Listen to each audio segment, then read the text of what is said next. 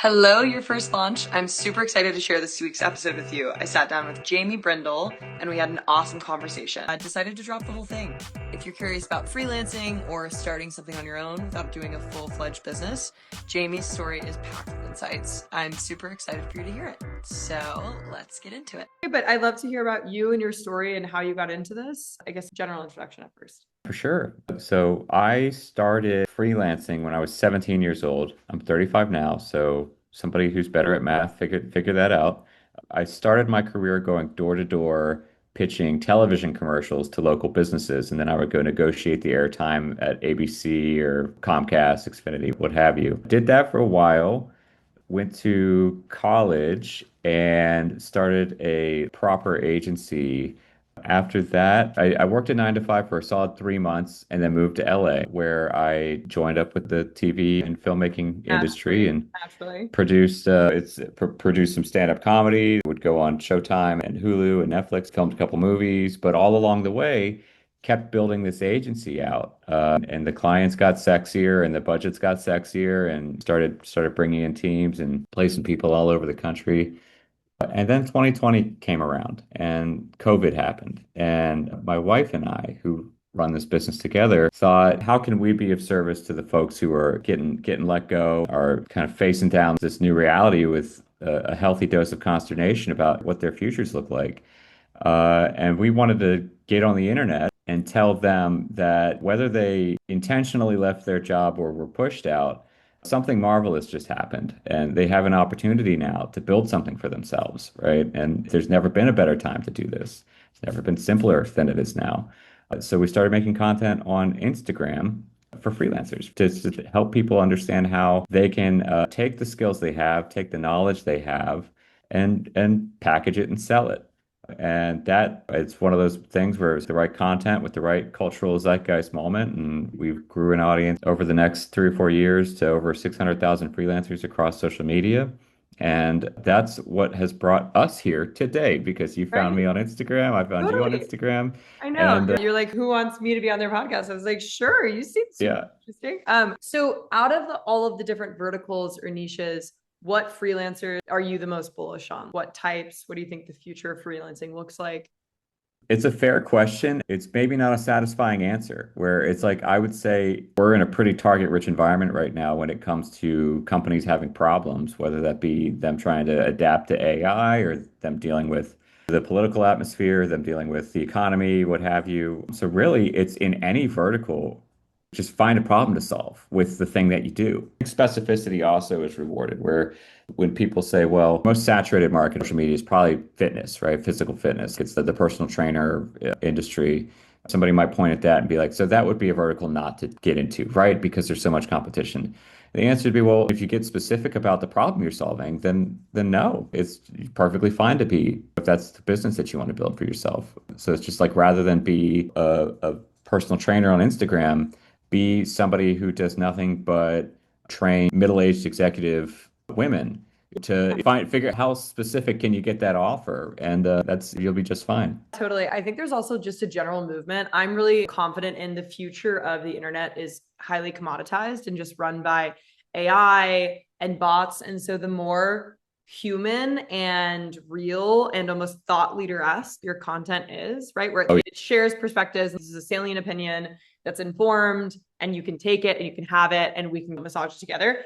I think those people, they're just winning and crushing in the long term. It's fun to make social media fun again. we've forgotten that most businesses, particularly service-based businesses, but most businesses are people businesses. People buy from people. Right. People like to work with people. And I think that there was an era of social media where we optimized against that, where it rather than optimizing for relationships, we were optimizing for Right. one to many. How do I walk somebody down this path from stranger to customer and automate it and all that? And it's really like the opportunities that present themselves to you when you just make a couple good buddies in a space, when you just use social media to actually build a network. It's pretty fascinating. Absolutely. Also, I think social media has become so two-dimensional where people are quite bored of if you're hot, rich, and have a fun life, which is fine. Yeah. And that's good Yeah. and great. But like, everyone's hot, rich, and fun on Instagram. Yeah. Literally everyone is, regardless of if they actually are. That's the presentation. So I think the cinematic content is really popping off. I think the educational content is super interesting. Again, the thought leader pieces. So can you, back to your freelancing niche, because it's a really interesting pocket, even the delineation between a freelancer and just a contractor. Can you Yeah. define in your mind what a freelancer is? The definitions have definitely gotten a little nebulous, Yeah. and it's something that we've been talking about over here a lot. A traditional definition of a freelancer would be somebody who exchanges a service for money, basically solves problems with a service, gets paid to do it. But in today's world, there's not a big difference between a freelancer and an entrepreneur, right? Because most freelancers are also building businesses. Maybe not for an exit, maybe not for scale, but a lot of freelancers are diversifying their revenue pie with digital productized services. That the line is kind of getting thinner and thinner. And we've identified a third category. We're calling them Entrelancers. And they're people that are building an entrepreneurial effort with the tenets of freelancing. So rather than going out and collecting capital, finding investors, they're subsidizing their entrepreneurial effort with a service-based business because it's a hell of a lot easier. It's really easy to make money off of things that you just know, right? If you just know how to design or if you know how to write or you know how to just go make money doing that, and then you take that and build your entrepreneurial effort with that, that's your seed capital basically. Right, right. So And it's been fascinating to watch. And so, at least personally, so my background for reference is in economics, theory, built businesses, went to Wharton. Fun. A question I have for you is, how do you scale up a service-based business and actually make it sustainable? What's your plug and play model? It's a big one. It's a big question mark for a lot of freelancers because they think, and I've had the privilege to talk to thousands of freelancers over the years. I see a lot of them feel like they have to be chained to their desk, where it's like if they're not sitting at a desk, then they don't make money. And that's a problem because in that instance, you don't own a business, right? You own a job, and or really the job owns you. And if you want to go on vacation or if you just don't feel like working for a week, you take a hit. So you want to optimize against that. And there's a few different things that freelancers can do. First and foremost is obviously subcontracting, as you build out a merry band of fellow freelancers, either that are either other yous or that make up you in the aggregate, so that when a job comes along and you don't want to be working that week, you can subcontract it and pull a margin. But inherent in that is the next step is pay attention to your pricing, right? Because if you're not priced to be able to live off the margin of a subcontracting business, then what are you doing? You're not going to be making any profit. So start pricing like a business owner, not pricing like a freelancer. Price for things like building out your marketing and your sales pipeline and covering your subcontractors, handling fulfillment. Right. And what's your profit margin that you shoot for, right? On all of those, if you're subcontracting, to give people actual figures to base. It's this is where it gets tricky because every business is different, norms are different, every industry is different. But you could literally take a look at what your target for the year is, how much you want to take home that year, and then take a look at how much it would cost you to responsibly subcontract every job that you're projecting for the year, right? And then set the margin accordingly. So you have to do a little projection. You have to figure out what your average job rate is going to be. But then set the margin accordingly. Just set it to your goals. You don't have to, some people that's 50%. And how do people find jobs in freelancing? What are the tried and true? And then what are the more creative routes that you've seen? I would say a lot of people, you would hear Fiverr and Upwork and things like, and the job markets come up in that conversation a lot. But that's building your empire on rented land. You're renting their lead generation engine. Their Fiverr and Upwork are doing the business of acquiring and warming up leads for you to then pitch. I would prefer that a freelancer build their own lead generation engine. And that has a lot to do with networking. It has a lot to do with social media, showing up in the right rooms, in the right corners of the internet. You want to be where your customers are, not where your fellow practitioners are. I think that's a big Hmm. mistake a lot of freelancers make is they think, That's a well, good quote. That's actually super good feedback.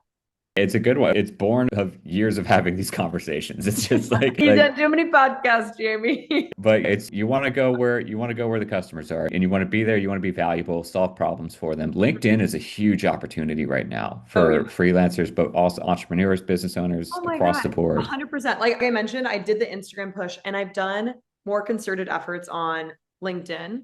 Only Yeah. two posts, but I walked the red carpet at Cannes. My life is just really fun and kind of crazy. And so my assistant was like, you have to start posting on LinkedIn. What you doing? I was like, okay, whatever. And then I posted this other, I threw a bunch of events at South by Southwest. Anyway, only 2 posts, and you would be shocked at what lead generation came of those It's two. wild. It's wild. Absolutely crazy. People reaching out calls. I'm still taking calls from a post that was made 2 months ago, just because Yep. I don't have The that. shelf life. The Yeah, shelf life is, yep, it's true. And maybe do research on this, make sure the stat's accurate. But I think it's roughly 1% of people on LinkedIn, of users on the platform, are posting content. So massive deficit, right? The supply and demand is hilarious there. It's like candy from a baby. If you put anything on LinkedIn, the algorithm is so grateful for you for having provided it with something to serve to its users. And if you put an inch of thought into that post, if you play the game of social media with that post, it's going to do gangbusters. And if you've optimized it for with a nice CTA and designed, charted a course from that post to your inbox, and then from your inbox to work, you're going to do just fine. I think LinkedIn is a very fun platform right now. And it's right. also like, I feel like people, they can't hide behind a handle there. Their face is next to their name and it's their colleagues, and it's a more responsible comment section. People are there to do business. It's just, I'm really enjoying it over there right Yeah, now. definitely. What happened? So, what was the major unlock in you and your business that you started with your wife? Was it consistently posting on Instagram and then you started getting enough traction where you had other clients? And what is the freelancing that you do? Is it now just teaching freelancers or so two-part question? So Courtney, gosh, we started working together a decade ago, and she was when she joined the business. But we grew our video agency just through good old-fashioned networking and word of mouth. Primarily because when I started, that's the skill set that you needed, right? Facebook was still a place you just kept up with your college buddies, and nobody was really posting digital video. So we just started, we built it out with our network. And if we ever built an offer for a big brand that we wanted to work with, I could cut a pass to the right person at that company through my network. And that's how we grew. I didn't have social media. I had my personal social media, but I didn't know much about it until we launched in 2020. I literally, my first post on Instagram, my little sister texted me and was like, "Hey, Jamie, you don't put the link in the Instagram post. Tell people to go to your link in bio." That's what a novice I was.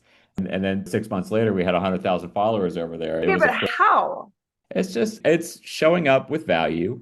I think there was a timing element for us where it's like people were losing their jobs, people were scared. Our message was, don't be scared. Something awesome just happened. You Totally. got this. Like money is moving hands, markets shifting, new opportunities emerging. But when you hit that threshold of 0 to 100K followers initially on Instagram, were you working with an agency? Were you dedicating spend toward ad? It was all organic, and we had a great advisor. He's marketing Harry on Instagram. His name's Robin Bankov. I think his last name's Bankov.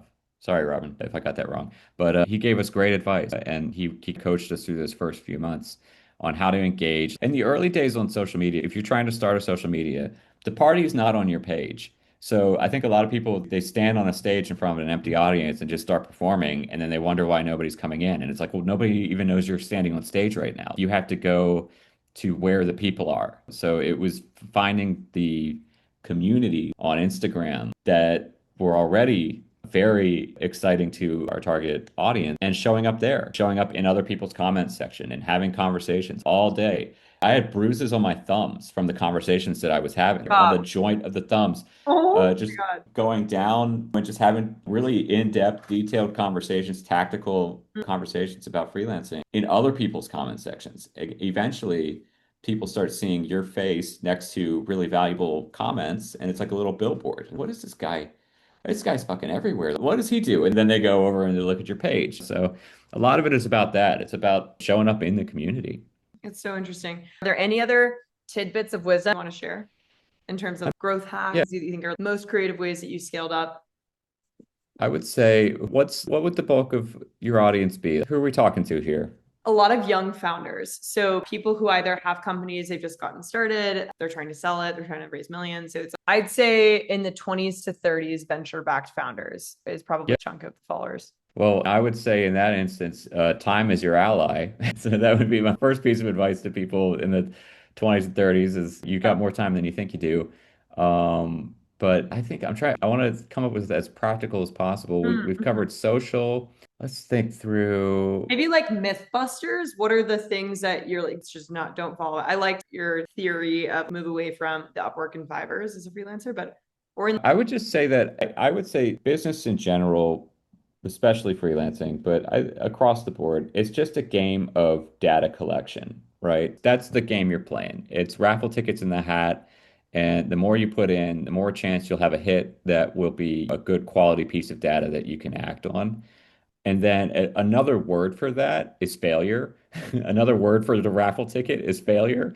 So I would say don't shy away from it. Obviously, don't fail in a way that takes you out of the game, but be actively pursuing those failures so that you can kind of gobble that data up rapidly.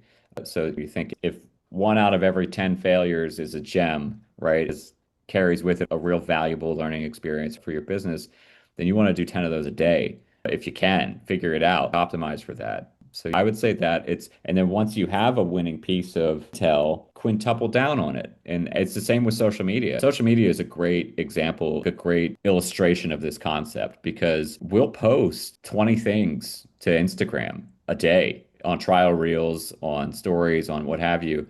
And out of those 20, one will go a really high performing piece of content. And it's okay, cool. Let's take this one and let's make 25 versions of it. So it's like we know that this topic is something that the audience is interested in. We know this content format is something that they're entertained by.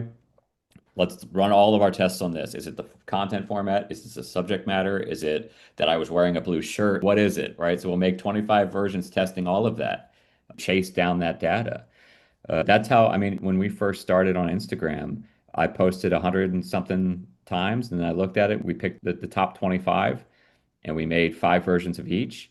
And that was my next 100 and, 125 posts, right? And then we did the same. And then we just kept carrying out that exercise where we were getting more and more intentional about what we were posting. But you do that with your business too. We do that with our business. What lead generation opportunities are returning outsized results? If we're doing 8 things to generate leads and 2 of them are killing it for us, and the other 6 are just not yielding anything, great. Scrap the 6 and go all in on the 2. I think keep running experiments, but I think that a lot of entrepreneurs and a lot of freelancers think that they have to be doing a lot of things all the time. And usually it's just 1 or 2 things. It works and you just drive it until it dies. And then you go find the other thing that works. So that would be, I'd say probably it's a little more mindset than practical. But chase after those failures. It's good tactical advice. What systems do you use to actually track and test your version of data? Oh gosh, there's so many. Are you a Google Sheets kind of guy?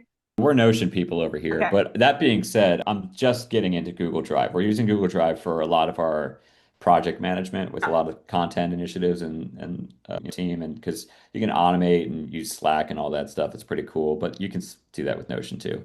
But it doesn't matter. It's basically, robust CRM because it's all it goes back to what we were talking about it being a people business too. It's like all numbers either. Like it is like qualitative information you're acquiring in these relationships. How do you, like, if I have a conversation with 8 different clients and they all in the same niche and 5 of them mention that they're nervous about this thing happening in October, it's like we're going to start building that offer now, because if like 5 of our clients are mentioning this thing, like that's a good indicator that this entire industry is concerned about it. Totally. Okay, how freaking good was that? Big thanks to Jamie for coming on. Make sure you give him a follow and send this episode to someone who needs to hear it. I'll catch you next week with more real talk and founder stories.